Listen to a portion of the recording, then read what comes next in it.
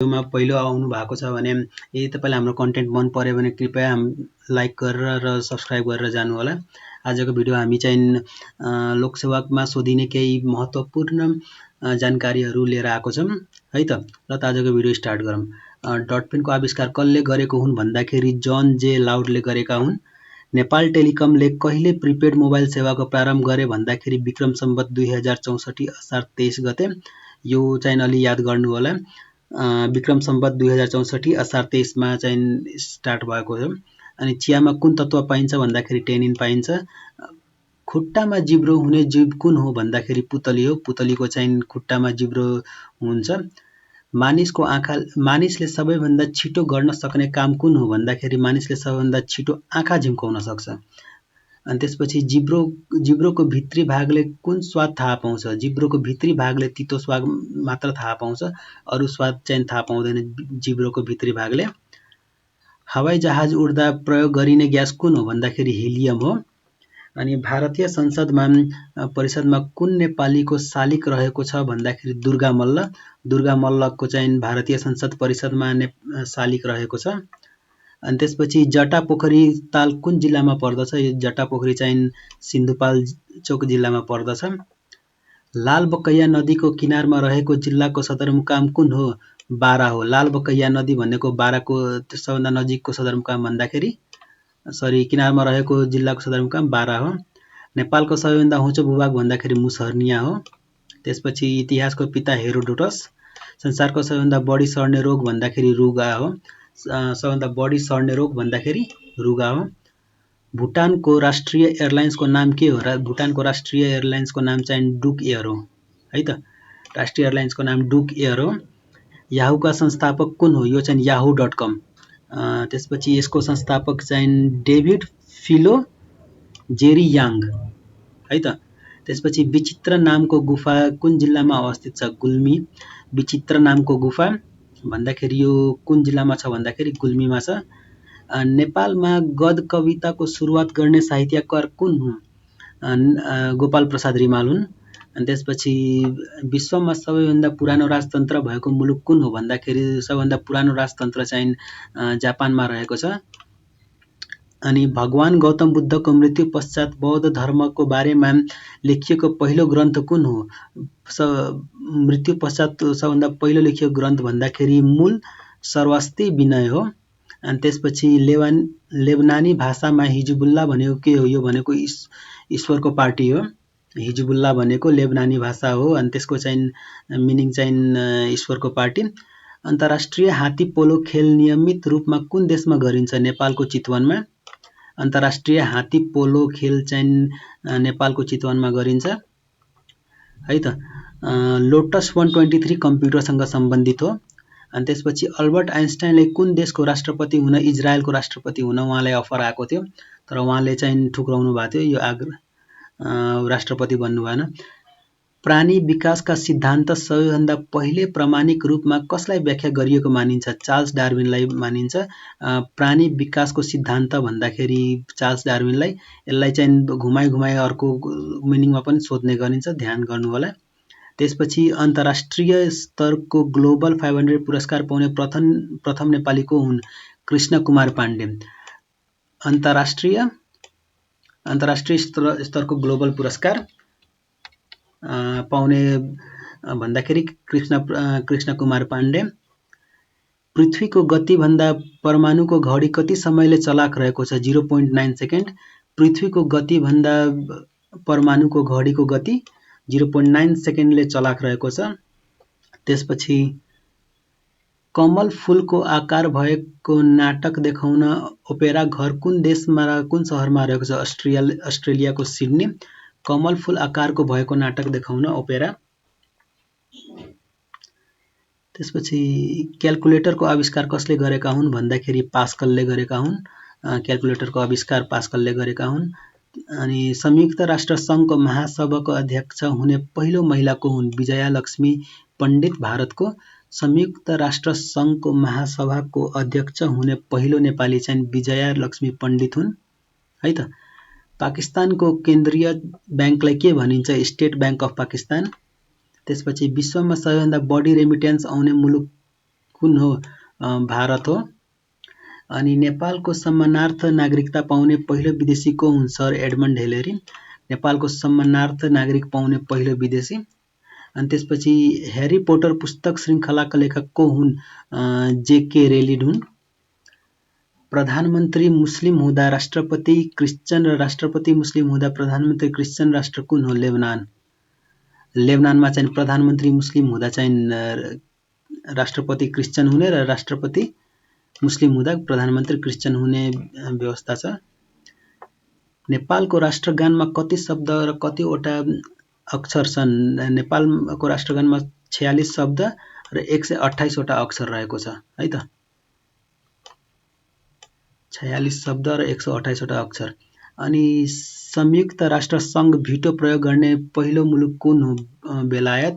संयुक्त राष्ट्र सङ्घमा भिटो प्रयोग गर्ने पहिलो मुलुक बेलायत हो।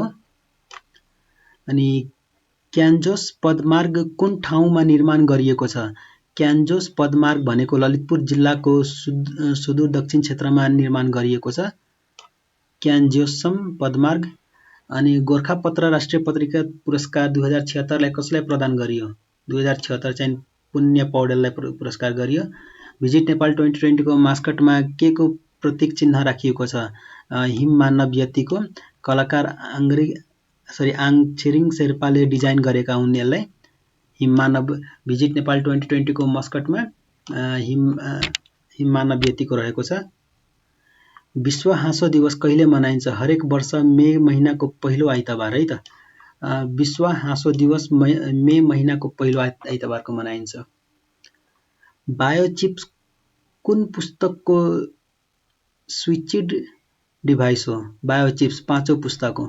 सरी यो कम्प्युटरको तपाईको भयो। बायोचिप्स चाहिँ 5th जेनेरेसनमा युज गरिएको थियो है। यसको फर्स्ट सेकेन्ड थर्ड फोर्थमा कुन थियो भन्दाखेरि त्यो पनि हेर्नु होला।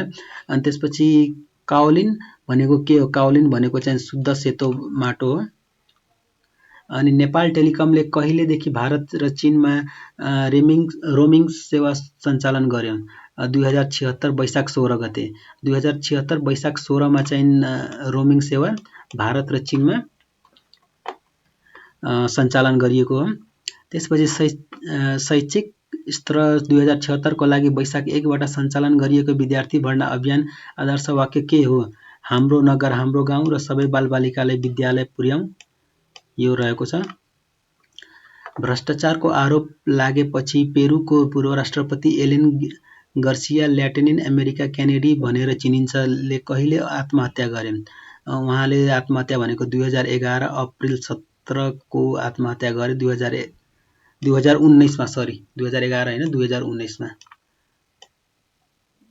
2019 मा आत्महत्या गरे उनले। अनि भ्रष्टाचार आरोप लागेको पूर्व राष्ट्रपति एलेन गर्सिया। फ्रान्सको पेरिस स्थित 850 वर्षको पुरानो ऐतिहासिक नोट्राडम क्याथेड्रल चर्चमा भीषण आगलागी कहिले भयो? 2019 अप्रिल 15 मा। विश्व खाद्य सुरक्षा दिवस 2019 को नारा के हो? खाद्य पदार्थमा स्वच्छता हामी सबैको प्रतिबद्धता। अनि त्यसपछि वायुमण्डलमा जलव्याप कति मिटरको उचाइ मात्र रहन्छ? 7500 मिटर। त्यसपछि कपुरको देश भनेर ताइवानलाई चिनिन्छ भने बहिनी ताराको देश भनेर पपुवा न्युगिनीलाई भनिन्छ। बहिनी ताराको देश भनेर पपुवा न्युगिनी। विक्रम सम्वत 2053 असोज 4 गते पारित भएको महाकाली सन्धिमा निर्माण सम्झौता भएको 3 वटा बाधाहरू कुन कुन हुन्? 3 वटा बाधाहरू शारदा, टनकपुर र पञ्चेश्वर बाध।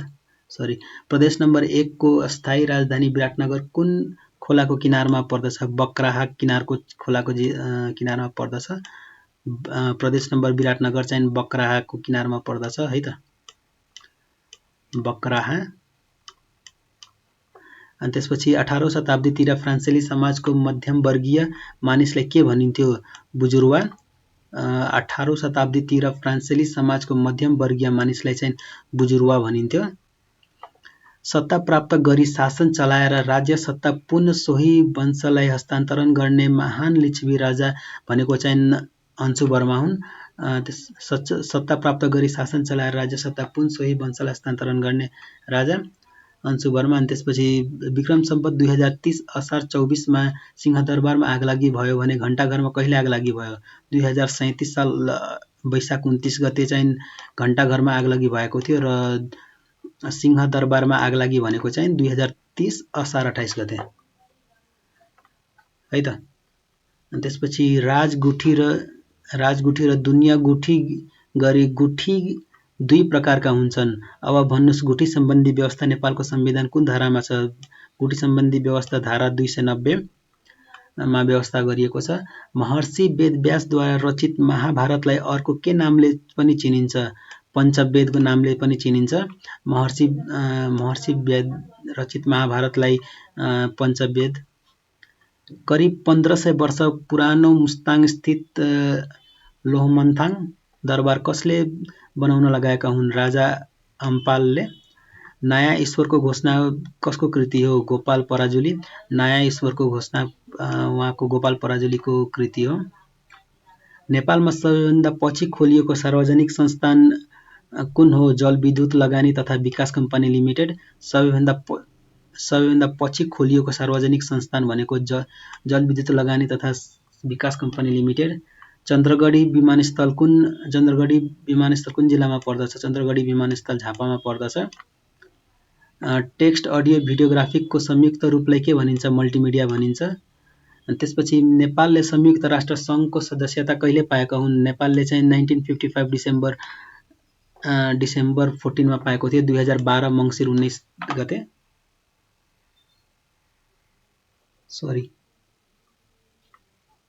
डिसेम्बर 14 विक्रम सम्वत 2012 मङ्सिर 19 गते। ठिक छ। अनि त्यसपछि सबैभन्दा पछि गठन गरिएको संयुक्त राष्ट्र सङ्घको आर्थिक तथा सामाजिक परिषद आयोग कुन हो? सबैभन्दा पछि गठन गरिएको संयुक्त राष्ट्र आर्थिक पश्चिम एसियाका लागि आर्थिक तथा सामाजिक आयोग। संयुक्त राष्ट्र सङ्घीय बाल अधिकार महासन्धि महासभा कहिलेबाट पारित भएको? सन् 1990 सेप्टेम्बर 2 को। अनि संयुक्त राष्ट्र सङ्घको झण्डा महासभा कहिले स्वीकृत भएको हो? 1947 अक्टोबर 20 मा संयुक्त राष्ट्र सङ्घको झण्डा महासभाबाट स्वीकृत भएको। 1947 1947 मै स्वीकृति भएको हो। संयुक्त राष्ट्र सङ्घको महासचिव ड्याग ह्यामरसोल्ड दुर्घटना जाँचबुट गर्दा महासभाद्वारा गठित आयोग अध्यक्ष कुन देश हो? नेपाल हो। संयुक्त राष्ट्र सङ्घ महासचिव ड्याग ह्यामरसोल्डको दुर्घटना जाँचबुझ गर्ने महासभाद्वारा गठित आयोगको अध्यक्ष कुन देश हो भन्दाखेरि नेपाल हो। एसियाली विकास ब्याङ्क एडिबी को स्थापना कहिले भयो? एडिबी को स्थापना 1966 नोभेम्बर 26 मा स्थापना भएको हो। एसियाली विकास ब्याङ्कको स्थापना। अनि त्यसपछि सार्कको स्थायी सचिवालय नेपालमा राख्ने निर्णय कुन चाहिँ शिखर सम्मेलनमा गरेको हो? दोस्रो शिखर सम्मेलनमा गरेको हो। सार्क स्थायी सचिवालय नेपाल राख्ने निर्णय। अनि त्यसपछि सार्क क्षयरोग केन्द्र नेपालमा राख्ने निर्णय कुन शिखर सम्मेलनमा? पाँचौं शिखर सम्मेलनमा गरिएको हो। सार्क क्षयरोग केन्द्र नेपालमा राख्ने निर्णय पाँचौं शिखर सम्मेलनमा चाहिँ गरिएको हो। त्यसपछि साप्टा अन्तर्गत ट्रेड लिबरेसन प्रोग्राम लागू कहिले भएको? 2006 जुलाई 1 मा। विश्वको जनसङ्ख्या कति प्रतिशत जनताको सार्क क्षेत्रमा बसोबास गर्दछन्? 23.5% सार्कमा चाहिँ बसोबास गर्दछन् है त। सार्क प्राविधिक समितिको अध्यक्ष पदावधि कति वर्षको हुन्छ? 2 वर्षको हुन्छ। सार्क प्राविधिक समितिको अध्यक्ष पदावधि 2 वर्षको मात्र हुन्छ। अनि त्यसपछि नेपालले कहिले विश्व निशस्त्रीकरण अभियान अन्तर्गत संयुक्त राष्ट्र सङ्घ सम्मेलनको उपाध्यक्ष भई कार्य गरेको हो? 1988 मा। अनि विश्वको पहिलो मानवीय शिखर सम्मेलन 2016 को कुन देशमा आयोजना भएको हो? विश्वको पहिलो मानवीय शिखर सम्मेलन टर्कीमा भएको हो। अनि त्यसपछि सगरमाथा वन विकास परियोजना कुन जिल्लामा पर्दछ? सर्लाहीमा। सगरमाथा वन विकास आयोजना चाहिँ सर्लाहीमा पर्दछ। अन्तर्राष्ट्रिय विधवा दिवस कहिले मनाइन्छ? जुन 23 को अन्तर्राष्ट्रिय विधवा दिवस मनाइन्छ। अनि एड्स रोग सर्वप्रथम 1989 मा कुन देशमा पत्ता लागेको? अमेरिकामा हो। अमेरिकामा सबभन्दा पहिलो एड्स रोग पत्ता लागेको सन् 1981 मा। जनगणना 2068 अनुसार नेपालको जनसङ्ख्या वृद्धि दर कति रहेको छ? 1.35% रहेको छ र अहिलेको हाल 2078 कोमा चाहिँ 0.94 रहेको छ जनसङ्ख्या वृद्धि दर है त 0.94 रहेको छ। ग्राहकहरूको राजा बृहस्पति पृथ्वीभन्दा कति गुणा ठुलोको छ? 318 गुणा। अहिलेको हुलाक सेवा विभाग विक्रम सम्वत 1935 मा स्थापना हुँदा के नाम थियो? नेपाल हुलाक घर। अहिलेको हुलाक सेवाको विभाग विक्रम सम्वत स्थापना हुँदा नेपाल हुलाक घर रहेको थियो। फ्रान्समा को राज्यक्रान्तिलाई अर्को के नामले चिनिन्छ? विचारको लडाई। फ्रान्सको राज्यक्रान्तिलाई विचारको लडाई भनेर पनि चिनिन्छ। अनि हुथी विद्रोही कुन देशको सरकार विरोधी समूह हो? यमन। हुथी विद्रोही भन्दाखेरि तपाईको यमनको हो। अनि त्यसपछि सार्कमा समलिङ्गी विवाहलाई मान्यता दिने एकमात्र राष्ट्र कुन हो? नेपाल हो। समलिङ्गी विवाहलाई मान्यता दिने एकमात्र राष्ट्र नेपाल हो। संसारको सबैभन्दा ठुलो विमानस्थल कहाँ रहेको छ? युनाइटेड अरब इमिरेट्स UAE मा रहेको छ, दुबईमा। संसारको सबैभन्दा ठुलो विमानस्थल भन्दाखेरि त्यहाँ UAE मा रहेको छ। एउटा फिल्म हल नभएको देश कुन हो? साउदी अरब हो। साउदी अरबमा एउटा पनि फिल्म हल छैन। अनि कोशी नदीलाई बिहारको दुःख भनेर चिनिन्छ भने बङ्गालको दुःख भनेर कुन नदीलाई चिनिन्छ? दामोदर। बङ्गालको दुःख भनेर दामोदर नदीलाई चिनिन्छ। अनि संयुक्त राष्ट्र सङ्घले कुन दिनलाई नेल्सन मण्डेला अन्तर्राष्ट्रिय दिवसको रूपमा मनाउँदै आएको छ? जुलाई 18 लाई नेल्सन मण्डेला दिवस भनेर मनाउँदै आएको छ, अन्तर्राष्ट्रिय दिवस। संयुक्त राष्ट्र सङ्घले कहिलेसम्म विश्वबाट भोकमरी हटाउने लक्ष्य राखेको छ? 2050 सम्म विश्वबाट भोकमरी हटाउने लक्ष्य राखेको छ। लिखु नदीलाई अर्को कुन नामले चिनिन्छ? वरुण नदीले चिनिन्छ लिखु नदीलाई अर्को नाम। त्यसपछि तौटाह काठमाडौँमा पर्छ भने भैरवकुण्ड लेक कुन जिल्लामा पर्दछ? सिन्धुपाल्चोकमा पर्दछ। अनि त्यसपछि चहरे पाल्पा कुन जिल्लामा पर्छ भने बैकुण्ठ झरना कुन जिल्लामा पर्दछ? पाल्पामा पर्छ। पर्वतराहीलाई कहिलेदेखि ओलम्पिक खेलमा समावेश गरिएको छ भन्दाखेरि 2020 देखि समावेश गरिएको छ। डोल्पा जिल्ला भक्तपुर भन्दा कति गुणा ठुलोको छ? 66 गुणा ठुलो छ। डोल्पा जिल्ला भक्तपुर भन्दा 66 गुणा ठुलो रहेको छ। राष्ट्रिय बाल दिवस 2004 को मूल नारा के हो? बाल मैत्री शासन, बाल अधिकारको सम्मान हो है त। अन्तर्राष्ट्रिय साक्षरता दिवस कहिले मनाइन्छ? सेप्टेम्बर 8 को मनाइन्छ अन्तर्राष्ट्रिय साक्षरता दिवस। नेपालको संविधान दिवस कहिले मनाइन्छ? असोज 3 गते मनाइन्छ संविधान दिवस। आजको लागि यति नै। यदि तपाईलाई हाम्रो भिडियो मन पर्यो भने कृपया सब्स्क्राइब गरेर जानुहोला। हामी यसरी नै डेलीको डेली विभिन्न सामान्य ज्ञानहरू र आइक्यूहरू पनि लिएर आउने गर्छौं है त। त्यसैले सब्स्क्राइब गरेर जानुहोला। हस्त, धन्यवाद। तपाईको दिन शुभ रहोस्।